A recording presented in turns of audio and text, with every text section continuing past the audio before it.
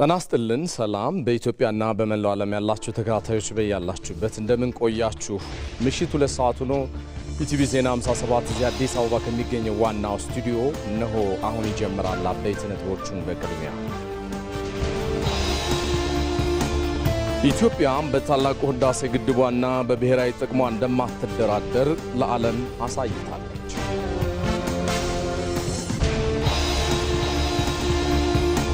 ኢትዮጵያ የዲጂታል ቴክኖሎጂ እድሎችን በመጠቀም ኢኮኖሚዋን ለመገንባት የጀመረችው ጉዞ የትውልዱን መጻኢ እድል በጠንካራ መሰረት ላይ እንዲጸና ያደረገው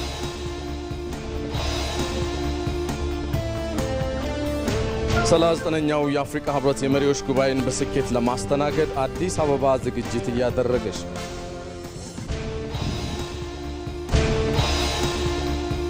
የ25ኛው ሳምንት የእንግሊዝ ፕሪሚየር ሊግ ዛሬ ምሽት በሚደረግ አንድ ጨዋታ ሲጀመር ሊድስ ዩናይትድ ከኖቲንግሃም ፎረስት ጋር ይጫወታሉ በስፖርት ዓለም አቀፍ መርጠናል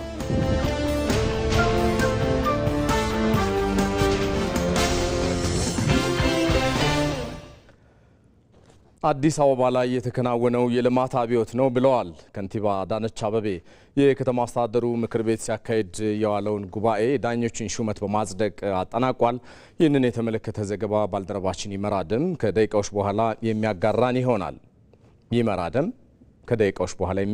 ይሆናል ከቀናት በኋላ 39ኛው የአፍሪካ ህብረት የመሪዎች ጉባኤ በዚህ በአዲስ አበባ ይካሄዳል ጉባኤውን ለማስተናገድ የአዲስ አበባ ዝግጅትን በተመለከተ ደግሞ ባልደረባችን ሳምሶን በላይ እንደዚሁ ከደቂቃዎች በኋላ መረጃዎችን እያጋራን ቆይታ የሚያደርግ ነው የሚሆነው ሁሉንም ዘገባዎች እየተከታተላችሁ አብራችሁ እንድትዘልቁ ነው ሰለሞን ኃይለ ኢየሱስ ጋብዛለሁ ለዚህ ቦታ ተፈጥሮ ያለ ስስት የቸረችው በአይነት ሰድራ ነው ወስፋላ ቦታ ነበር ቦታው ተጀምሮ የሚቀር ነበር ይመስላል እስታካርጉ እኮ ነበር እስከዛሬ የት ነበርን ይሄ ሀብት እኛ ጋር ነበር ወይ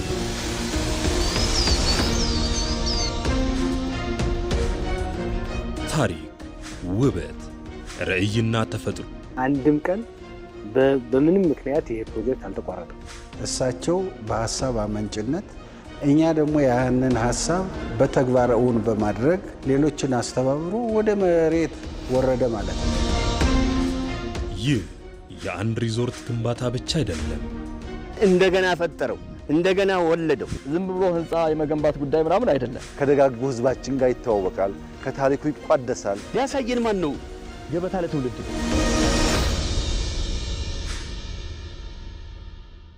ቀዳሚ ወደሆነው ዘገባ አሻገራለሁ ጠቅላይ ሚኒስትር አብይ አህመድ እና ቀዳማዊት እመቤት ዝናሽ ታያቸው ወሎ ኮምቦልቻ አውሮፕላን ማረፊያ ሲደርሱ በኮምቦልቻ አባቶችና እናቶች ደማቅ አቀባበል ተደርጎላቸዋል እዚህ ጉዳይ ሳንወጣ ጠቅላይ ሚኒስትር አብይ አህመድ እና ቀዳማዊት እመቤት ዝናሽ ታያቸው ወሎ ኮምቦልቻ አውሮፕላን ማረፊያ ሲደርሱ የተደረገላቸውን አቀባበል በተንቀሳቃሽ ምስል አስቀርተናል ተከታተሉትና እንመለሳለን ያሆ ያሆ ያሆ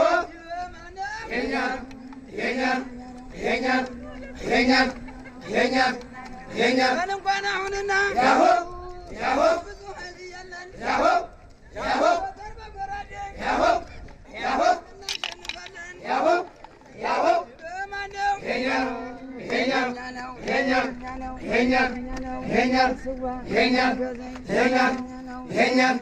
የኛ ዘውዛዊ ተራና ያሆ ያሆ ዘውዛዊ ተራና ያሆ ያሆ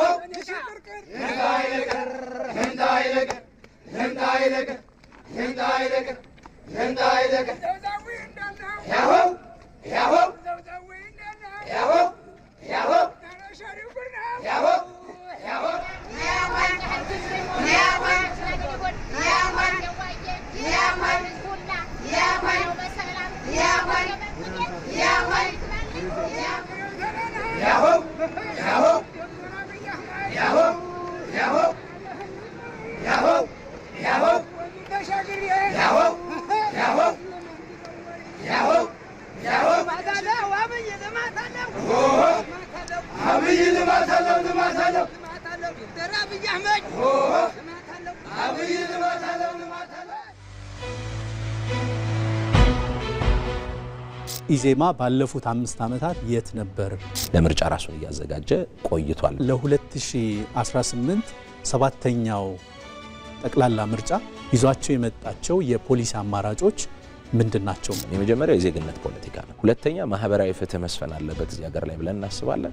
በሶስተኝነት የምናነሳው የዚህ ፌደራላዊ ዲሞክራሲያዊ ፌደራሊዝም የምንለው ነው። እጩዎቻችሁን እያስመዘገባችሁ ነው ወይ? በዘንድሮ ዲጂታል ምዝገባ ተጀምሯል። ጥሩ መልካም ነገር ነው ዲጂታል መሆኑ። ምርጫ ቦርድ የሞከረው ሙከራ እኛም ለማስመዝገብ እጩዎቻችንን በማስመዝገብ ደረጃ ነው ያለነው። ኢዜማ በሁሉም ምርጫ በሚደረግባቸው ሁሉም ቦታዎች ላይ ይወዳደራል። ኢዜማ ዲሞክራሲያዊ የሆነ ምርጫ እንዲካሄድ የሱ ሚና ምን ድረስ ነው? ዲሞክራሲያዊ ስርዓት ግንባታ የሚያተባብር እንጂ የሚያፎካከር ጉዳይ መሆን የለበትም።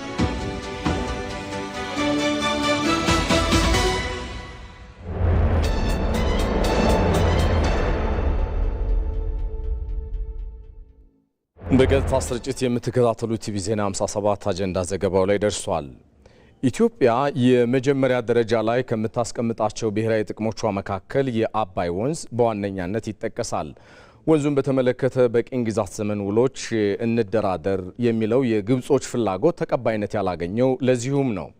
ኢትዮጵያ በታላቁ ህዳሴ ግድቧና በብሔራዊ ጥቅሟ እንደማትደራደር ታዲያ ለዓለምም ያሳየችበት ነው። በጉዳዩ ዙሪያ ባልደረባችን መሀሌት ታደለ ተከታዩን አጠናቅራለች። 11 ሀገራት የሚጋሩት የዓለማችን ረጅሙ ወንዝ ናይል 86 በመቶ የሚሆነው ውሃው የሚገኘው ከኢትዮጵያ ምድር ነው። የቀጠናው የጂኦፖለቲካ ማጠንጠኛ ከሆኑ 2 ወሳኝ ውሃዎች መካከል አንዱ የሆነው የአባይ ወንዝ ደግሞ የናይል መሰረት ቢሆንም ኢትዮጵያ ግን ከጉያዋ ከሚፈሰው ውሃ የቅርብ ሩቅ ሆና ቆይታለች። በአንጻሩ ለወንዙ አንድ ብርጭቆ ውሃ እንኳን የማታዋጣው ግብጽ የናይል ጉዳይ አድራጊ ፈጣሪ፣ የበረከቱ ብቸኛ ተቋዳሽ ሆና ዘመናትን ተሻግራለች። በቀደመው ጊዜ በአካባቢው ጦርነቶችን በመክፈት በቅኝ ግዛት ዘመን ደግሞ የገዢዎቿ ጫንቃ ላይ ሆና የናይልን ጉዳይ ስትዘውረው ኖራለች። ለምሳሌ እንኳን ከፈረንጆቹ 1891 ጀምሮ እስከ 1959 ባሉት ዓመታት ውስጥ የወቅቱ የግብጽ ቅኝ ገዢ እንግሊዝ ከተለያዩ ሀገራት ጋር ወንዙን የተመለከቱ 8 ውሎችን ተፈራርማለች። አሁን ላይ ግብጽ የናይል ወንዝን የተመለከቱ ድርድሮች ዋነኛ መሰረት እንዲሆኑ የምትፈልጋቸው የ1929ና የ1959 ውሎችም በእንግሊዝ ተጽዕኖ ስር የተፈረሙ ናቸው። ይህ ደግሞ ከኢትዮጵያ እውነትና የትብብር መርህ ጋር አብሮ የማይሄድ ኢፍትሃዊ ፍላጎት ነው። የ1959 ስምምነት እኛን ያገለለ ነው፣ አልነበርንም። ሁለቱ ሱዳንና ግብጽ የተሳተፉበት ነው። በወቅቱ ቀጠናው ላይ ሮል የነበራት ግብጽ ናት። ነገር ግን ደግሞ ኢትዮጵያ ቅኝ የተገዛች ሀገር አይደለችም። በኢትዮጵያን ኤክሰፕሽናሊዝም ይባላል ዓለም ላይ የኢትዮጵያ ልዩነት የተለየ መሆን የፈጠረው ሁኔታ አለ። እኛ የራሳችን መንግስት የነበረን በራሳችን ቋንቋ የምንናገር የራሳችን ጽሑፍ ያለን ማንም ቅኝ ያልገዛን በአባቶቻችን በእናቶቻችን ተጋድሎ ነፃ ሆነን የቆምን ህዝቦች ነን። የራሳችን የቻላለን ኢትዮጵያን ኤክሰፕሽናሊዝም ማለት ይሄ ነው። የቅኝ ግዛት ውሎች እኛን ሊገዙን አይችሉም። እኛ ቅኝ አልተገዛንም። ግብጽ 9 የናይል ወንዝ ተፋሰስ አባል ሀገራት ለዓመታት ድርድር ሲያደርጉበት ከቆዩት የናይል ወንዝ ተፋሰስ የትብብር ማዕቀፍ ራሷን መነጠሏ አሁንም በቅኝ ግዛት ዘመን ውሎች ለመዳኘት ያላትን ኢፍትሃዊ ፍላጎት ያረጋገጠ ነው። ስምምነቱ በተፋሰሱ ሀገራት መካከል የትብብር ፍትሃዊ ተጠቃሚነትን የሚያረጋግጥ ነው። ዛሬ ላይ ኢትዮጵያ ይህንኑ የናይል ወንዝን ፍትሃዊና ምክንያታዊ ተጠቃሚነት ተግባራዊ በማድረግ በሌሎች የተፋሰሱ ሀገራት ላይ ጉዳት በማያስከትል መልኩ የህዳሴ ግድብን ሰርታ አጠናቃለች። የኢትዮጵያ የግብጽና የሱዳን የቴክኒክ ባለሙያዎች ቡድንም የህዳሴው ግድብ በታችኛው የተፋሰስ ሀገራት ላይ የሚያደርሰው መሰረታዊ ጉዳት እንደሌለ ደጋግሞ አረጋግጧል። ይህም ቢሆን ግን ግብጾች ግድቡ ተጠናቆ ከተመረቀ በኋላ ዛሬም ወደ ቅኝ ግዛት ዘመን ውሎች ያማትራሉ። በናይል ወንዝ ላይ ብቸኛ ተጠቃሚ ሆነው መቀጠልም ይሻሉ። ይህ ደግሞ ለኢትዮጵያ ፈጽሞ የማይታሰብ ነው። በቅኝ ግዛት ውል ፍትሃዊ ባልሆነ የወንዞች አጠቃቀም መዳኘት ፍላጎት መኖሩ አንዱ ለምሳሌ ያ ያስማማም በምንም መልኩ አንድ ጠረጴዛ ላይ የሚያስቀምጥ አይደለም። ፍትሃዊ ያልሆነን ሀብት አጠቃቀም ኢትዮጵያ አሁን ልታስተናግድበት የምትችል ስቴጅ ላይ አይደለችም። ግብጾች የህዳሴው ግድብ ቀድሞ ያገኙት ከነበረው የውሃ መጠን ጠብታ እንኳን እንደማይቀንስባቸው ቢያውቁም አሁንም በየአደባባዩ ራሳቸውን ተጎጂ አድርገው ማቅረቡን ተያይዘውታል። በየሄዱበት ኢትዮጵያን መክሰስና በአባይ ጉዳይ ዓለምን ማሳሳት የየዕለት ተግባራቸው ሆኗል። ምናልባት ኢትዮጵያን ከጉዞዋ የሚያስቆማት ብናገኝ በሚል ቀቢጸ ተስፋ። ስጋታቸው ግን ወደ እነሱ የሚሄደው የውሃ ጉዳይ ሳይሆን የኢትዮጵያ የእድገት ጉዞና በቀጠናው የፈጠረችው ተሰሚነት ነው። ቀጠናውን የማስተባበር እድል ያለው ማን ነው ቢባል አንደኛ ከህዝብ ብዛታችን አንጻር፣ ወታደራዊ አቅማችን፣ ታሪካችን እነዚህ አንጻር ሲታይ የቀጠናው የማስተባበር አቅም በአፍሪካ ካለን ተሰሚነት የአፍሪካ ህብረት መቀመጫ ነን፣ ኢጋድ ላይ ቁልፍ ሮል አለን። ስለዚህ በዚህ ምክንያት ኢትዮጵያ ትልቅ ሮል አላት ቀጠናው ላይ ማለት ነው። የአባይ ጉዳይ ዛሬም የኢትዮጵያውያንን በአንድነት መቆም የሚፈልግ ዓለም እውነታውን እስኪረዳ ድረስ ያለመታከት መጮህን በተለያዩ የዲፕሎማሲ አማራጮችም ማሳወቅን ግድ የሚል ነው። ኢትዮጵያ በወንዞቿ ተጠቅማ ከድህነት የመውጣት ጥረቷ የብሔራዊ ጥቅሟና የህልውናዋ ጉዳይ ስለመሆኑ ደግሞ ግብጽ ብቻ ሳትሆን ዓለምም ሊረዳው ይገባል።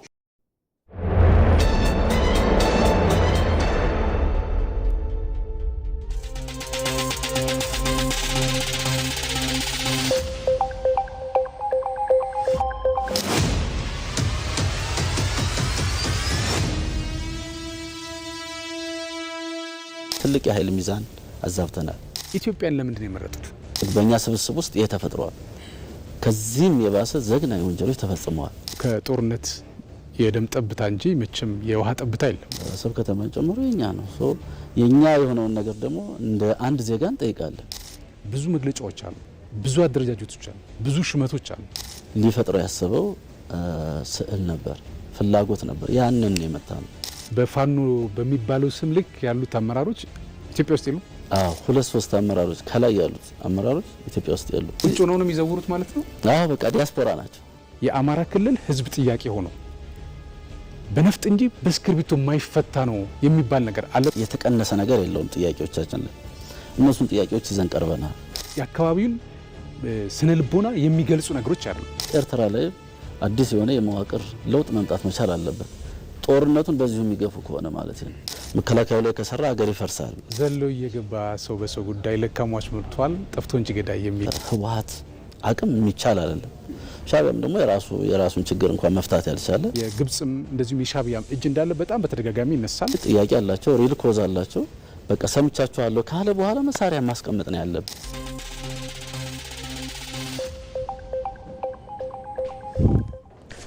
እዚህ ሸጎሌ አካባቢ ከሚገኘው ዋናው ስቱዲዮአችን በቀጥታ ስርጭት እየተከታተላችሁት የምትገኙ ቲቪ ዜና 57 እንደቀጠለ ነው። የተወደዳችሁ አዲስ አበባ ላይ የተከናወነው የልማት አብዮት ነው ብለዋል ከንቲባ አዳነች አቤቤ።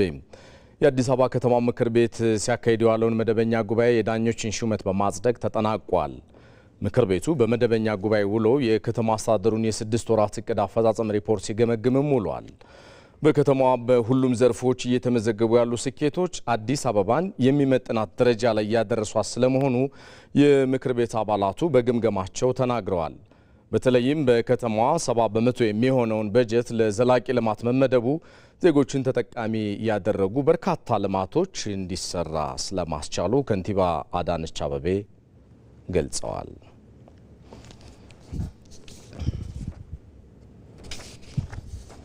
እዚህ ጉዳይ ላይ ልናቆያችሁ ነው። የተወደዳችሁ የምክር ቤቱን ውሎ ሲከታተል የቆየው ዘጋቢያችን ይመር አደም ተጨማሪዎችን ሊያጋራን በገታ መስመራችን ላይ ነው የሚገኘው። ሰላም ላንተ ይመር፣ እንደምን ቆየ?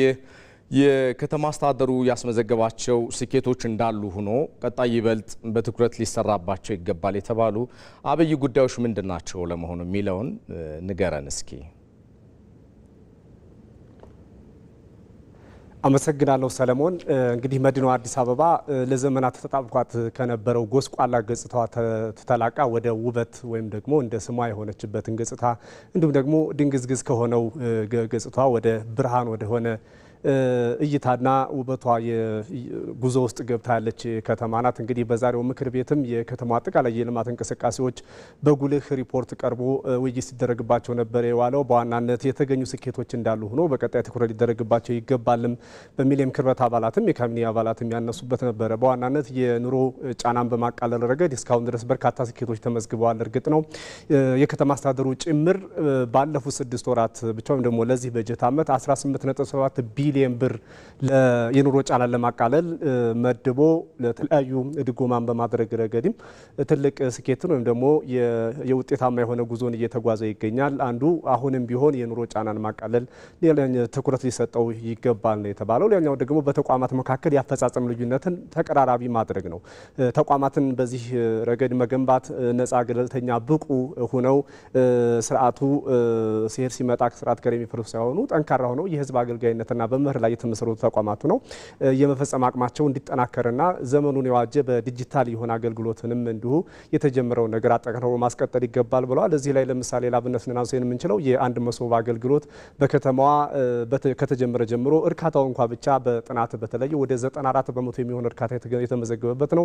ዜጎች በበርካታ ምልልስ ሲቸገሩበት የነበረው የአገልግሎት ዘርፉን ለማዘመን የተወሰደ ወቅቱን የጠበቀ የአንድ ማዕከል የመሶብ አገልግሎት በዚህ ደረጃ የዜጎችን ወይም ደግሞ የተገልጋዩን እርካታ የመለሰ ነው እና በብዙ መልኩ በከተማዋ እስካሁን ድረስ የኮሪደር ልማትም ይሁን በሌሎች መሰረተ ልማቶች በፍሳሽና በውሃና ፍሳሽ ማስወገጃ አገልግሎትም ጭምር በርካታ ለውጦች የተስተናገዱበት ነበረ። ከዚህ በፊት አዲስ አበባን ያህል ትልቅ ከተማ አንድ ብቻ የውሃና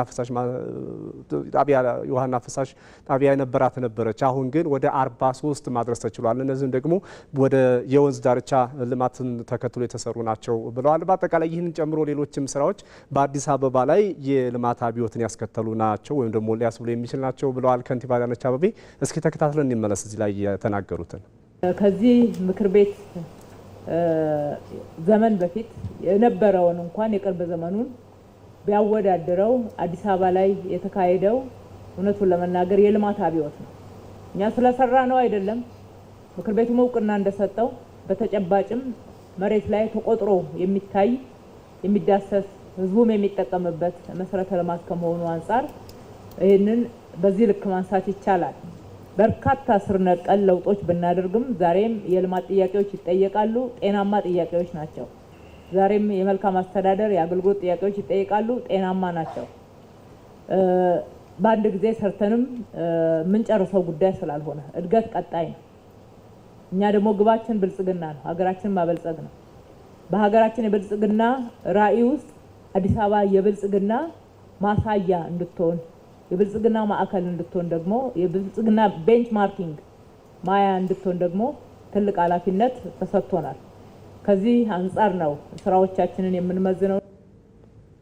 አዲስ አበባ ገጽታዋንና መልኳን ከሚቀይሩ የዘላቂ ልማት ጎን ለጎን ደግሞ በሰው ተኮር የልማት ስራዎቿም የምትታወቅ ከተማ ናት። ላብነትም የተማሪዎች ምገባ መርሃ ግብርን የምናስታውሰው ነው። በዚህ የተማሪዎች ምገባ መርሃ ግብር ባዶ ምሳቃ ይዞ ሄዱ የነበሩ ወይም ደግሞ ምግብ ሳይመገቡ ሲማሩ የነበሩ ተማሪዎች አሁን ላይ በቀን 2 ጊዜ በትምህርት ቤቶቻቸው መመገብ የቻሉበት ነው። በዚህም ወደ 940 ሺህ የሚሆኑ ተማሪዎች ተጠቃሚ መሆን የቻሉበት ነው።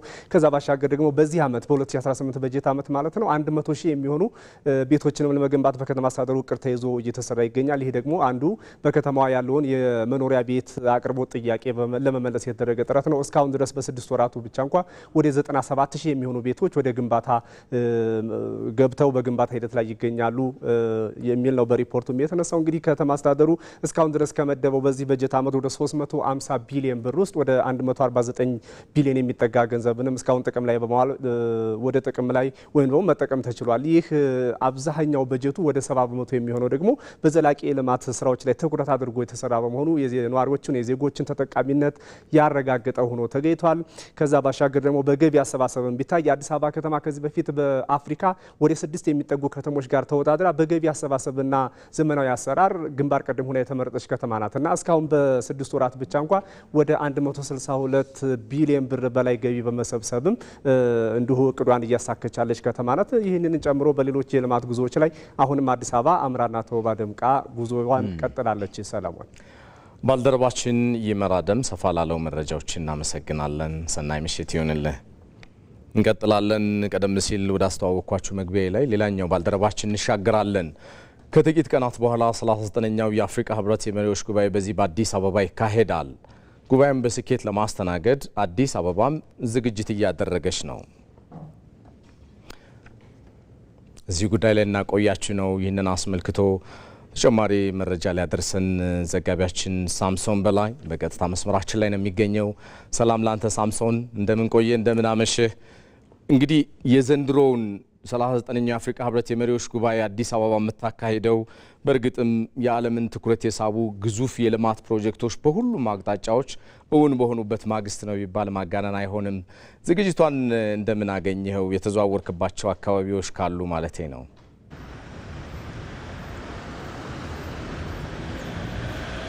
መልካም እንግዲህ እጅግ አድርጌ አመሰግናለሁ ሰለሞን። አንተንም ቀደም ሲል አንተም እንደገለጽከው እንግዲህ ኢትዮጵያችን አዲስ አበባችን ከሚቀጥለው ሰኞ ጀምሮ ለአንድ ሳምንት ያህል የተለያዩ አህጉር አቀፍ ታላላቅ ጉባኤዎችን የምታስተናግድበት ሳምንት ነው የሚሆነው። እንግዲህ ከ4 እስከ 5 የሚታወቀው 48ኛውን የስራ አስፈጻሚ የአፍሪካ ህብረት የስራ አስፈጻሚ ስብሰባ ይደረጋል። እንደዚሁም በ6 ደግሞ የአፍሪካ ጣሊያን ጉባኤ በዚሁ በአዲስ አበባ ይደረጋል። በ7 እና በ8 እንደተለመደው እንግዲህ ዓመታዊው የአፍሪካ ህብረት ጉባኤ ይከናወናል ማለት ነው እና ከዚሁ ጋር በተገናኘ ከተማችን አዲስ አበባ ለዚህ ዝግጅት ምን አይነት ነገሮችን አድርጋለች የሚለውን አስመልክቶ ለመቃኘት በተለያዩ የአዲስ አበባ አካባቢዎች ላይ ቀደም ብዬ እንግዲህ ለመዟዟር ሞክሬያለሁ። በተዟዟርኩባቸው አካባቢዎች በከፍተኛ ሁኔታ መታዘብ የቻልኩት ዋናው ጉዳይ ከተማችን የጽዳትና የጥራት ደረጃዋን ከፍ አድርጋ ለጉባኤው ራሷን ማዘጋጀቷን እንግዲህ መገንዘብ ችያለሁ። ቀደም ሲል ሲከናወኑ የነበሩ በርካታ የኮሪደር ልማት ስራዎች፣ የወንዝ ዳር ፕሮጀክቶችና የመልሶ ልማት ስራዎች እንግዲህ ለዚህ ጉባኤ አዲስ አበባ እንድትመጥን ዓለም አቀፍ ጉባኤዎችንም እንድታዘጋጅ በትክክል አቅም በሚሆን ደረጃ የተገነባ በመሆኑ እንግዲህ ለዚህ ጉባኤ በተሟላ ሁኔታ ጎብኚዎችም ወይንም ደግሞ ይህንን ጉባኤ የሚሳተፉም ሰዎች እዚህ በሚመጡበት ጊዜ ጥሩ ቆይታ እንዲኖራቸው እድል የሚፈጥር መሆኑን ታዝቤያለሁ። ከዛ ባለፈም እንግዲህ በፊት አዲስ አበባ እንደምናውቃት እንግዲህ መሻገሪያ ነበረች፣ ወይንም ደግሞ ከተለያየ ዓለም ሀገራት እንግዶች ሲመጡ አንድ ቀን እንኳን ሊያድሩባት ብዙ አመቺ ሁኔታዎች ያልነበሩበት አጋጣሚዎች ነበሩ። አሁን ግን የተለያዩ ልማት ስራዎች ከተከናወኑ በኋላ እንግዲህ አዲስ አበባ አይደለም የሚዋልባት ቀርቶ የተለያዩ ቦታዎችን ራሱ በሳምንታት ራሱ ጎብኝቶ ለመጨረስ አስቸጋሪ የሆነበት ሁኔታ አለ። በጣም ሰፊ የመዝናኛ ቦታዎች፣ የሚጎበኙ ቦታዎች፣ የቱሪዝም መዳረሻዎች በሰፊ የተገነባበት ሁኔታ ነው ያለው። ከዛ ባለፈም እንግዲህ የአስፋልቶቻችንም እንግዲህ የጥራት ደረጃቸው እንደዛው በማደግ ሰፋፊ የሆኑ የአስፋልት መንገዶች ኖረው እግረኛና አሽከርካሪ በተለያየ መንገድ እንዲጓዙ በመሆኑም በራሱ የነዋሪዎቹንም የአኗኗር ዘይን እያሳደገ ከፍ ያደረገ እንደዚሁም ደግሞ ከፍተኛ አደጋ ሊከሰቱ ይችሉባቸው የነበሩ አጋጣሚዎችንም ያስቀረ መሆኑም በዚሁ በተዟዟርኩበት ጊዜ እንግዲህ ለመጎብኘት ወይንም ለመታዘብ ደግሞ ሞክሬያለሁ። ከዛ ባለፈ ምንድነው በዋነኝነት ኢትዮጵያ አዲስ አበባ የአፍሪካ መዲና ናት ተብሎ ይገለጻል ከዚህ ቀደምና አሁን ከቅርብ ጊዜ ወዲህ በተሰሩ በጣም በርካታ ሰፊ ስራዎች እንግዲህ በትክክልም አዲስ አበባ የአፍሪካ መዲና መሆኗን የሚያሳዩ እጅግ ዘመናዊ ቴክኖሎጂዎች በተገጠሙላቸው የተለያዩ አገልግሎት ማዕከሎችም ጭምር እንደዚሁ አውራነቷን እያሳየች ነው የምትገኘው። ከዛም ባለፈ የአዲስ አበባ ገጽታ የኢትዮጵያ ገጽታን በዓለም አቀፍ ደረጃም ይህ እነዚህ የልማት ስራዎች ስሟ እንደ አዲስ እንዲነሳ በሌላ በሚያስደስት እንደ ሀገርም እንደ ዜጋም በሚያኮራ መልኩ እንዲገለጽ እንግዲህ እድል የፈጠረ መሆኑን ታዝቤያለሁ። በአጠቃላይ በስብሰባዎቹ በሚከናወኑባቸው ጊዜያቶች በሙሉ ተሰብሳቢዎቹ ምቾት ባለው ሁኔታ በተደላደለ መልኩና የመቆየት ፍላጎታቸውም በትክክል በክብር በተጠበቀ ሁኔታ ቆይታ እንዲያደርጉ የሚያስችል እድሎች አሉ። ሆቴሎች ዝግጅቶቻቸውን በሚገባ አጠናቋሉ። ከዛ ባለፈም የጸጥታ ሁኔታም እንግዲህ በተቀናጀ መንገድ በውጭ ጉዳይ ሚኒስቴር የሚመራ ማለት ነው። በተቀናጀ ሁኔታ ጸጥታም እንደ ወትሮ ሁሉ አሁንም በተሻለ ሁኔታ ተጠብቆ ተሰብሳቢዎቹ መጥተው በጥሩ ሁኔታ ጉባኤው ተከናውኖ እንዲጠናቀቅ እንዲቅድመ ዝግጅቷን አጠናቃ አዲስ አበባ እባካችሁ ኑ እያለች ትገኛለች። ሰለሞን ባልደረባችን ሳምሶን በላይ በቀጥታ መስመራችን መረጃዎችን ስላጋራህ እናመሰግናለን። መልካም ምሽት ይሁን።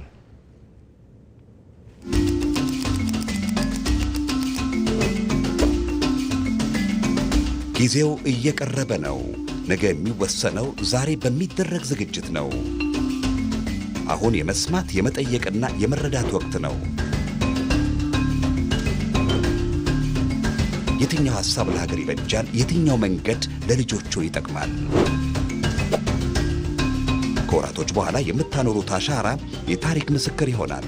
ራሳችሁን አዘጋጁ፣ መረጃችሁን ማጥሩ። የኢትዮጵያ ብሮድካስቲንግ ኮርፖሬሽን ኢቢሲ የሐሳብ ገበታ በመሆን ለ7ኛው ሀገራዊ ምርጫ ልዩ ዝግጅቱን አጠናቋል። የፖለቲካ ፓርቲዎች አማራጭ ሐሳቦቻቸውን የሚያጋሩበት፣ በሰለጠነ መንገድ የሚከራከሩበትን መድረክ ወደ እርስዎ ይዘን እንቀርባለን። ኢትዮጵያ በልጆቿ ውሳኔ ትደምቃለች። ነገን ለመወሰን ዛሬ ማሰብ ይጀምሩ። ዝግጁ ኖት?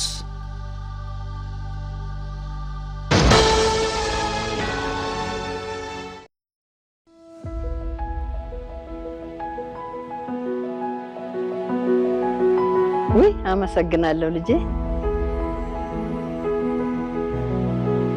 የኢትዮጵያ ንግድ ባንክን ስለመረጡ እናመሰግናለን። አመሰግናለሁ።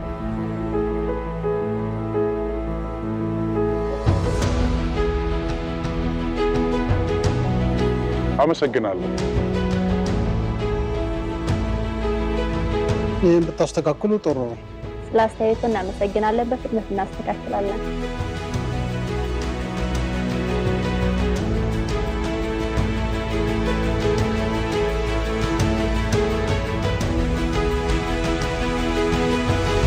ኢትዮጵያ ንግድ ባንክ ስለመረጡ እናመሰግናለን።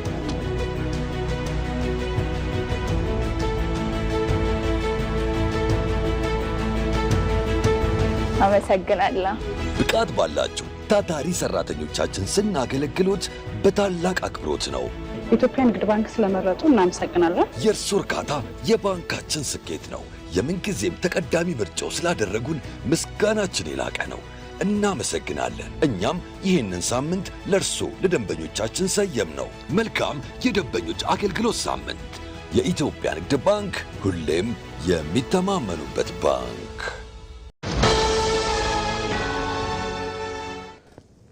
ኢቲቪ ዜና 57 እንደቀጠለ ነው። ሀገራዊ ምክክር ኮሚሽን 93 በመቶ የሚሆኑ የሀገሪቱ አካባቢዎች ያሳተፈ የአጀንዳ ልየታ ስራ ማከናወኑን አስታወቀ። በአጀንዳ ልየታ ምክክር ላይ 126 ሺህ በላይ ዜጎች ማሳተፍ ስለመቻሉ የሀገራዊ ምክክር ኮሚሽን ዋና ኮሚሽነር ፕሮፌሰር መስፍን አርአያ ለሕዝብ ተወካዮች ምክር ቤት የዲሞክራሲ ጉዳዮች ቋሚ ኮሚቴ ገልጸዋል።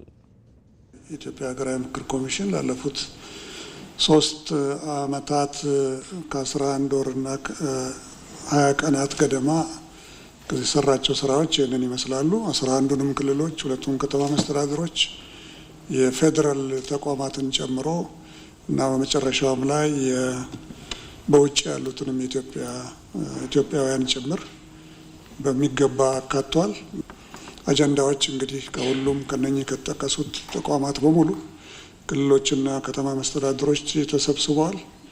የተሰበሰቡ አጀንዳዎች መሰብሰብ ብቻ ሳይሆን ለሀገራዊ ምክክር ጉባኤም መመረጥ ያለባቸው ቦታዎች ሁሉ በሙሉ ተከናውነዋል። እስካሁን ድረስ ከቨሬጃችን በወረዳ ደረጃ እና በአጠቃላይ ስራ አካሄዳችን የሀገራችንን 93 በመቶ ገደማ ደርሰናል።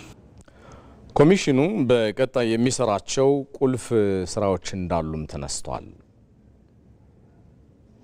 አጀንዳዎች ሴት እየተደረጉ ነው። ሴት ማድረግ ማለት በጣም በደንብ ሲፍት ተደርገው ቅድም እንዳልኩኝ በደንብ ተመርጠው አገራዊ፣ ክልላዊ ወይም ደግሞ ኢንተር ሪጂናል የሆኑትን በሚገባ መለየት ማለት ነው። ይህንን እኛ በሚገባ እየሰራንበት ነው። እንግዲህ እነኚህም በቀጣዮቹ ቀናት የሚሰሩ ናቸው። ቀጣዮች ቀናት ሲባሉ እንግዲህ በቀጣዮች ሳምንታት ማለት ነው። እነኚህ የጸደቁ አጀንዳው ሴት ከተደረገ በኋላ እጅግ መሰረታዊ የሆነ አዋጁ ላይ እንደሚታየው እነኚህ የራሳቸው የሆነ የውይይትን ይሻሉ። ለህብረተሰቡ መቅረብ አለባቸው። እናንተም ይቀርባሉ፣ ህብረተሰቡም ያያቸዋል። የቀሩ የተረሱ አልገቡልኝ የሚሉ ብዙ ጥያቄዎች ሊኖሩ ይችላሉ። ስለዚህ እነኛ በሚገባ ከታዩ በኋላ እነኛ እንግዲህ የኢትዮጵያ ሀገራዊ ምክክር ጉባኤ አጀንዳ ሆነው ይታያሉ ማለት ነው። የቋሚ ኮሚቴ አባላቱና ሰብሳቢዎቹ ኮሚሽኑ ለምክክር ሂደቱ የሚጠቅሙ ከፍተኛ ስራዎችን ስለማከናወኑ አንስተዋል። በተለይም በቀጣይ በፍጥነት ሊሰሩ የሚገቡ ተግባራትን በመለየት እንዲሰራም አሳስበዋል። ለምክክሩ ስኬት ሁሉም የበኩሉን እንዲያደርግና ያለውን ወርቃማ እድል መጠቀም ላይ መረባረብ እንደሚገባ የቋሚ ኮሚቴው ሰብሳቢ እውነቱ አለነ ተናግረዋል። ከዚህ በኋላ የሚያዋጣን ምክክር ነው የሚል እኮ ፍላጎት መጥቷል። እኔ በቅርቡ አማራ ክልል ወደ ሰላም የመጡ የታጠቁ ኃይሎች አጀንዳ ለመስጠት ያሳዩት ቁርጠኝነት ለኮሚሽኑም በትጥቅ ውስጥ ለነበሩም ሰዎች በጣም ከፍ ያለ ምስጋና ማቅረብም ይገባል። የአጀንዳ ማሰባሰብና ለአገራዊ ጉባኤ የሚሳተፉ ሰዎች ምርጫ የተካሄደበትን አውድ ያየ ሰው መመስከር አለበት። እዚህና ዛማዶ እኮ ዋልታ ረገጠ ሀሳብ ያላቸው ሰዎች ቁጭ ብለው ተነጋግረው የሚያግባባን ይሄ ነው ይሄው በዚህ አወያዩን እኮ ብለው አጀንዳ ሰጥተውናል። ይሄ በድሮ አስተሳሰብ በድሮ የፖለቲካ ባህል ቢሆን ኖሮ ወደ ቴብል ይመጡ ነበር። ማንም የማንም መስማት የማይፈልግበት እኮ ሀገር ነበር ሀገር። አሁን ግን ያንተን የሚመስል የማላይ ቁስል አይነት ነው። እኔም ጋር ቁስል አለ፣ አንተም ጋር ቁስል አለ። እንደማመጥና ቁስሎቻችን እናክማቸው እንጠግናቸው የሚል አይነት ፍላጎት ነው የመጣው። ይሄ ትልቅ የፖለቲካ ባህል ለውጥ ነው የሚመስለኝ። ይሄ ወርቃማ እድል አያመልጠን። በታሪክ በጊዜ አንድ የተገኘ እድል ነው። ኢትዮጵያ የዲጂታል ቴክኖሎጂ እድሎችን በመጠቀም ኢኮኖሚዋን ለመገንባት የጀመረችው ጉዞ የትውልዱን መጻኢ እድል በጠንካራ መሰረት ላይ እንዲጸና እያደረገው ነው። ኢትዮጵያ ወደ ኋላ የቀረችበት የቴክኖሎጂ ዘርፍ ችግር ፈች እንዲሆን ታዲያም የመደመር መንግስት ለዘርፉ ትኩረት መስጠቱ ካደጉት ሀገራት ተወዳዳሪ እንድትሆን ሀገሪቱን ታሳቢ ያደረገ ስለመሆኑ ተገልጿል። ቶማስ አይሉ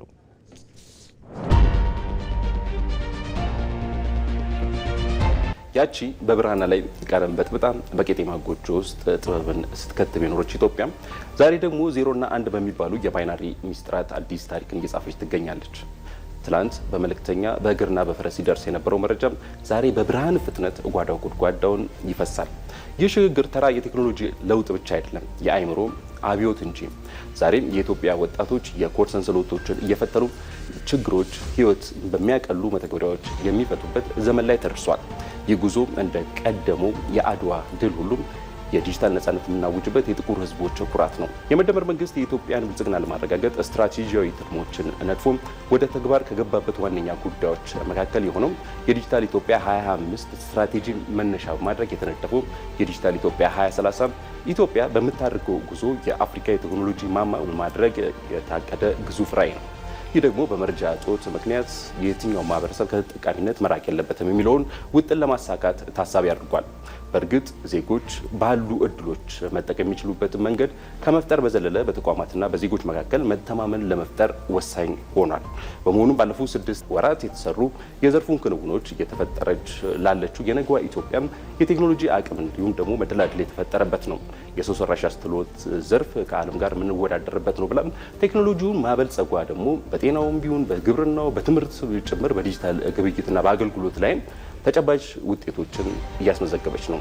ከዚህ በዘለለ በዓለም ሁለተኛ በአፍሪካ ደግሞ የመጀመሪያ የሆነው የአርቲፊሻል ኢንተለጀንስ ዩኒቨርሲቲ ለመገንባትም እየሰራች ትገኛለች። ዘርፉ በኢንስቲትዩሽን ደረጃ እያተከናወኑ ያሉ ችግር ፈቺ ተግባራት በትምህርት ስርዓት ከመደገፍ ባለፈ የአሰራር ስርዓትን በማዘመን ምርታማነትና የእርካታን የሚጨምሩ የቴክኖሎጂ እንዲሁም ደግሞ የኤሌክትሮኒክስ አስተዳደርን የማሳደግ ድምር ውጤት ነው። ለአብነት ያህልም እንደ መሶብ ያለው የአንድ ማዕከል አገልግሎት ደግሞ ቅሬታ ይቀርብባቸው በነበሩ እንዲሁም ደግሞ ለብልሹ አሰራር ክፍት የሆኑ አሰራሮችን ወደ ዲጂታል በማስገባት ጥራት ያለው የተቀላጠፈ አገልግሎት መስጠት የሚያስችል አሰራር መጀመሩ በኢትዮጵያ ዲጂታል ኢኮኖሚ ሽግግር ትልቅ እምርታ ተደርጎ ተቆጥሯል። አገልግሎቱ የተጀመረበት ጊዜ አጭር ቢሆንም ተደራሽነቱን በማስፋት አሁን ላይ በመላው ኢትዮጵያ 33 ማዕከላት ማድረስም ተችሏል። በቀጣይ በአውቶቡሶች በመንቀሳቀስ ጭምር በተለያዩ ቦታዎች የኦንላይን አገልግሎት መስጠት የሚያስችል ዝግጅት እየተደረገ ስለመሆኑ ጠቅላይ ሚኒስትር አብይ አህመድ አብራርተዋል።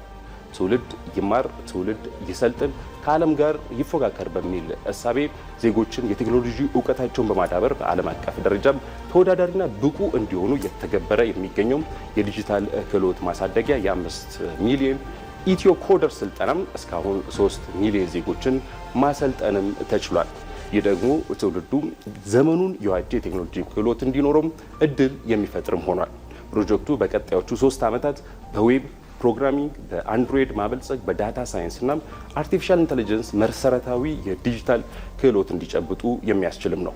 የዲጂታል ዘርፉ በተለይም የሞባይል አገልግሎት ተጠቃሚ እያሳደገ ሲሆን ሀገራዊ ለውጡ ሲመጣም የሞባይል ተጠቃሚዎች ቁጥር 37 ሚሊዮን የነበር ሲሆን አሁን ላይ በኢትዮ ቴሌኮም 87 ሚሊዮን፣ በሳፋሪኮም ደግሞ 10 ሚሊዮን በላይ በድምሩ 97 ሚሊዮን በላይ የሞባይል ተጠቃሚዎች ማፍራት ተችሏል። ይህ ከለውጡ ወዲህ በ60 ሚሊዮን የጨመረ ሲሆን እያንዳንዱ ኢትዮጵያ የሞባይል ተጠቃሚ እንዲሆን ለማስቻል የተጀመረው ጉዞ ስኬታማ ነው አስብሎታል። በፋይናንስ ዘርፉ ከ3 ዓመታት ወዲህ በሞባይል የገንዘብ ዝውውር የሚፈጸሙ ዜጎች ቁጥር 58 ሚሊዮን ደርሷል። ይህም የዲጂታል ግብይት ስርዓቱን በጥሬ ገንዘብ ከሚደረገው ግብይት በልጧል። የዲጂታል ገንዘብ በቁጠባና ብድር አገልግሎትም አድጓል ማለት ይቻላል።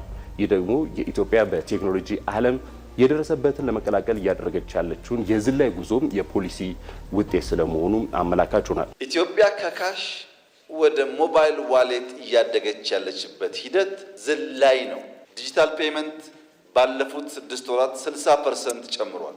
ቴክኖሎጂ ለኢትዮጵያ የቅንጦት ጌጥ ሳይሆን የድህነት አጥር ሰብራ የምትወጣበት የጥበብ መጥረቢያን ይሉታል። ዲጂታል ኢትዮጵያ ማለት የታሪክና የዘመናዊነት ጋብቻ ነው። ጥንታዊ ስልጣኔን በፈጠራ መንፈስ ታድሰው በዓለም አቀፉ የኢንተርኔት ሰማይ ስር በኩራት የሚደምቁበት የታሪክ ምዕራፍ ነው። የጉዞም ኢትዮጵያ ብልጽግናን በዲጂታል ቀለም እየሳለችው ትገኛለች። በእርግጥ ይህ እምርታ በትናንትና በዛሬ መካከል ከፍተኛ ልዩነት እየመጣ ስለመሆኑ አመላካች ሆኗል። ማለትም ትናንት በሰማይ ዝናብን የተነበየ የነበረው አርሶ አደር ዛሬ በሞባይሉ የገንዘብ ዋጋን እንዲሁም ደግሞ የአየር ንብረትን ይቃኛል። የንግድ ግብይቱም ከካሽ በዲጂታል የገንዘብ ዝውውር ንክኪ ተተክቷል። ወረፋና ድካምም ታሪክ ሊሆን ትንሽ ጊዜያት ብቻ ይቀሩት ይመስላል። ዳር ሀገር ያለው ተማሪ አዲስ አበባ ካለው መምህር ጋር በአንድ ሊንክ ብቻ ይገናኛል። እውቀትም እንደ አባይ ወንዝ ድንበር ሳይገድቦ ይፈሳል። ይህ ደግሞ ኢትዮጵያ ከመጪው ዓለም ጋር ለማራመድ በዲጂታል ኢትዮጵያ የተጀመረው ጉዞ መሰረቱ እየጣለ ስለመሆኑ አመላካች ሆኗል። ዘገባዎቻችን እንደቀጠሉ ናቸው። የተወደዳችሁ ቀደም ሲል መግቢያችን ላይ ጠቆም ለማድረግ እንደቻል ነው በዛሬው ዕለት እንግዲህ የፌዴራል ጠቅላይ ሚኒስትር አብይ አህመድና ቀዳማዊት እመቤት ዝናሽ ታያቸው ወሎ ኮምቦልቻ አውሮፕላን ማረፊያ ሲደርሱ በኮምቦልቻ አባቶችና እናቶች ደማቅ አቀባበል ነው የተደረገላቸው። ተጨማሪውን እስኪ ከተንቀሳቃሽ ምስሉ ተከታተሉትና እንመለስ።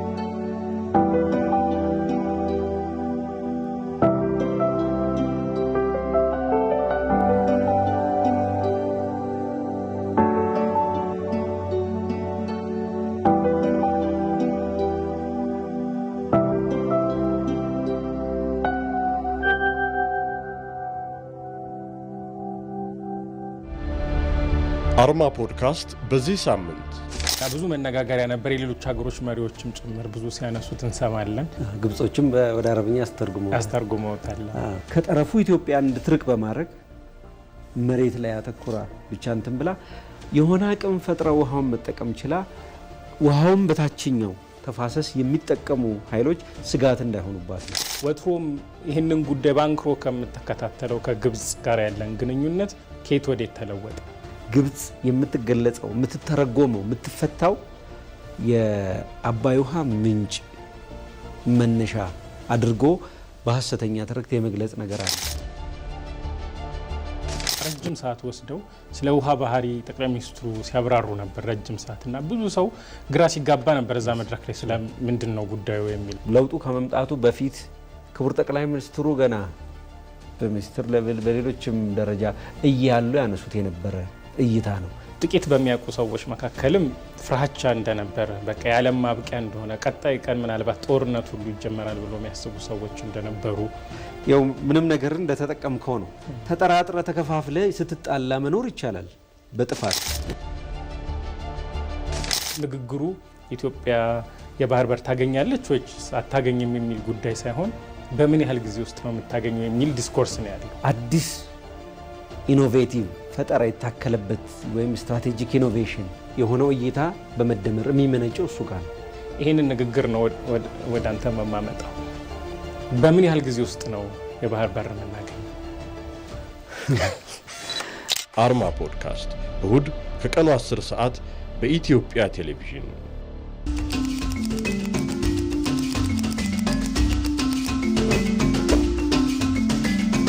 ጊዜው እየቀረበ ነው። ነገ የሚወሰነው ዛሬ በሚደረግ ዝግጅት ነው። አሁን የመስማት የመጠየቅና የመረዳት ወቅት ነው። የትኛው ሐሳብ ለሀገር ይበጃል? የትኛው መንገድ ለልጆቹ ይጠቅማል? ከወራቶች በኋላ የምታኖሩት አሻራ የታሪክ ምስክር ይሆናል። ራሳችሁን አዘጋጁ፣ መረጃችሁን ማጥሩ። የኢትዮጵያ ብሮድካስቲንግ ኮርፖሬሽን ኢቢሲ የሐሳብ ገበታ በመሆን ለ7ኛው ሀገራዊ ምርጫ ልዩ ዝግጅቱን አጠናቋል። የፖለቲካ ፓርቲዎች አማራጭ ሐሳቦቻቸውን የሚያጋሩበት፣ በሰለጠነ መንገድ የሚከራከሩበትን መድረክ ወደ እርሶ ይዘን እንቀርባለን። ኢትዮጵያ በልጆቿ ውሳኔ ትደምቃለች። ነገን ለመወሰን ዛሬ ማሰብ ይጀምሩ። ዝግጁ ኖት? ምርጫ ቦርድ የእጩዎችን የምዝገባ የጊዜ ገደብ እስከ የካቲት 16 ማራዘሙን አስታወቀም። የኢትዮጵያ ብሔራዊ ምርጫ ቦርድ የፖለቲካ ፓርቲዎች የግል እጩዎች የምዝገባ የጊዜ ገደብ እስከ የካቲት 16 ቀን 2018 ዓ.ም ድረስ ማራዘሙን አስታውቋል። ቦርዱ የፖለቲካ ፓርቲዎችና የግል እጩዎች በተቀመጠው ጊዜ እጩዎችን ለማስመዝገብና በእጩነት ለመመዝገብ ያልቻሉባቸውን ምክንያቶች ከግምት ውስጥ በማስገባት የካቲት 1 ቀን 2018 ይጠናቀቃል የተባለው የእጩዎች ምዝገባ እስከ የካቲት 16 ቀን ማራዘሙን አስታውቋል። የእጩዎች ምዝገባ መራዘምን አስመልክቶ ከኢትዮጵያ ብሔራዊ ምርጫ ቦርድ የተሰጠ መግለጫ ለኢቢሲ ደርሶታል። የመግለጫው ሙሉ ቃል እንደሚከተለው አቀርበዋለሁ። የኢትዮጵያ ብሔራዊ ምርጫ ቦርድ በሰባተኛው ጠቅላላ ምርጫ ካስተዋወቃቸው አዳዲስ የአሰራር ስርዓቶች ውስጥ የእጩዎች ምዝገባ ሙሉ በሙሉ በቴክኖሎጂ የታገዘ የፖለቲካ ፓርቲዎችና የግል እጩዎች በምርጫ የጊዜ ሰሌዳው መሰረት ከጥር 1 ቀን 2018 ጀምሮ ሲያከናውን ቆይቷል ይላል መግለጫው። የፖለቲካ ፓርቲዎች ምዝገባውን የሚያካሂዱባቸውን የሲስተም አስተዳዳሪዎች ለቦርዱ አሳውቀው በሁለት ዙር ስልጠና ሲወስዱ የተደረገ ሲሆን በተጨማሪም የምዝገባ ሂደቱን በቀላሉ እንዲረዱት የሚያስችል ማኑዋል እና የምዝገባ ቅደም ተከተል የሚያሳይ ቪዲዮ ማጋራቱ የሚታወስ ነው። በፖለቲካ ፓርቲዎች በሲስተም አስተዳዳሪዎቻቸው አማካኝነትና የግል እጩዎች በራሳቸው በሚያደርጉት የምዝገባ ሂደት አስፈላጊውን የቴክኒክ ድጋፍ የሚሰጡ የቦርዱ የአይሲቲና የፖለቲካ ፓርቲ ጉዳይ ስራ ክፍፍል ባለሙያዎች በነጻ የስልክ መስመር 7555 እንዲሁም የሲስተም አስተዳዳሪዎችን ያካተተ ቴሌግራም ግሩፕ በመክፈት ጭምር ሙያዊ እገዛ እየተደረገላቸው እንደሚገኝ ያብራራል መግለጫው።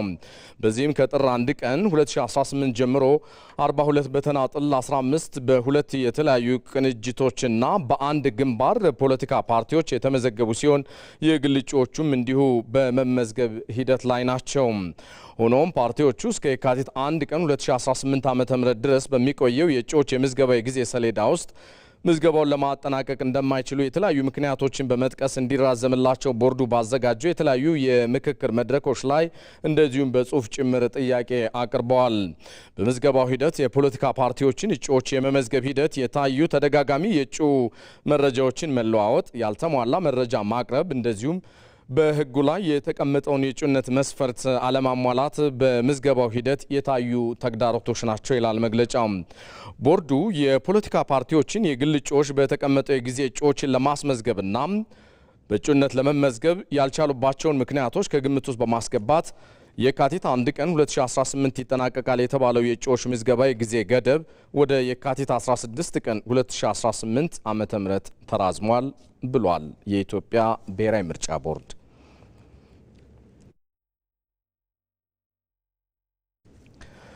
በመጨረሻም የ25ኛው ሳምንት የእንግሊዝ ፕሪሚየር ሊግ ዛሬ ምሽት ሲደረግ አንድ ጨዋታ ሊድስ ዩናይትድ ከኖቲንጋም ፎረስት ጋር ይጫወታሉ። ባለፉት 4 የሊግ ጨዋታዎች ታዲያ ሽንፈት ያልደረሰበት ፎረስት ብሬንትፎርድና ዌስትሃም ዩናይትድን ከሜዳ ውጪ ያሸነፈበት ውጤቱ በምሽቱ ጨዋታም እንዲጠበቅ አድርጎታል። በአንጻሩ ካለፉት 5 ጨዋታዎች በሁለቱ የተሸነፈው ሊድስ በአንዱ ብቻ ያሸነፈ ሲሆን ሌላ ከባድ ፈተና ምሽት ይጠብቀዋል። በእርስ በርስ ግንኙነቱ የተሻለ ታሪክ ያለው ፎረስት ሲሆን በ36 ሲያሸንፍ በ32ቱ ደግሞ ተረቷል። በሊድስ ዩናይትድ በኩል ሉካስ ኔሜቻ እና ዳንኤል ጄምስ በጉዳት ምክንያት የምሽቱ ጨዋታ ያልፋቸዋል። በኖቲንጋም ፎረስት በኩል ግብ ጠባቂው ማት ሴልስን ጨምሮ ኒኮ ዊሊያምስ፣ ክሪስ ውድ እና ኒኮሎ ሳቮሎ የማይሰለፉ ይሆናል። የተወደዳችሁ እዚህ አዲስ አበባ ከሚገኘው ዋናው ስቱዲዮአችን በቀጥታ ስርጭት ይተላለፍላችሁ የነበረው የዛሬ አርብ ምሽት ኢቢሲ ዜና 57 ይሄው ነው። ኢቢሲን ምርጫችሁ አድርጋችሁ ስለተከታተላችሁ አብራችሁንም ስለዘለቃችሁ እናመሰግናለን። እኔ ሰለሞን ኃይለ ኢየሱስ ነኝ። በሰላም